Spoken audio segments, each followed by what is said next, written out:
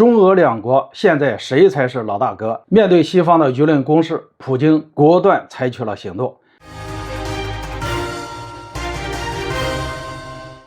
大家好，我是肖云华。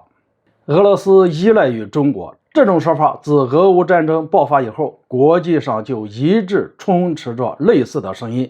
面对这种舆论上的攻势，普京并没有采取放任的态度，而是果断行动，积极回应中俄关系。在俄罗斯电视台近日的一次采访中，普京毫不避讳地对此进行了尖锐的反驳。在他看来，嫉妒的人才说俄罗斯依赖中国，与中俄之间的贸易来往相比，中国与欧洲之间的贸易才算得上是以惊人的速度发展。所以事实完全与之相反，说出这种话的人，与其挑拨中俄关系，还不如想想自己。对欧洲而言，普京这番回应无异于将他们放在火上烤。首先，普京用举例的方式指出了中俄两国不存在现在谁才是老大哥这一说法，欧洲和中国的贸易也很强劲，与其在背后跟随美国造谣俄罗斯依赖于中国，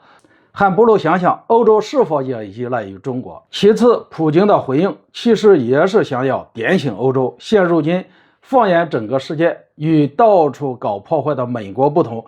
中国就是一个稳定的锚，是一股对世界秩序的安全稳定剂，有建设性作用的积极推动力量。近年来，中国一直都是欧洲的第一大贸易伙伴，仅仅是今年的前2个月，中欧贸易额就达到了8510亿元。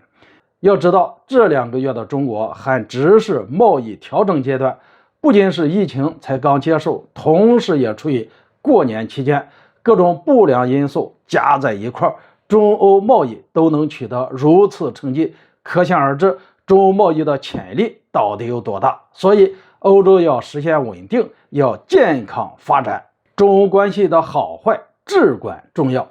一方面，美国为了自身的利益，通过俄乌战争不断薅欧洲的羊毛，对于面临着乌克兰战略、各种社会困境以及能源危机等等诸多危机的欧洲而言，要想解决这些问题，唯一的办法就是要更靠近中国，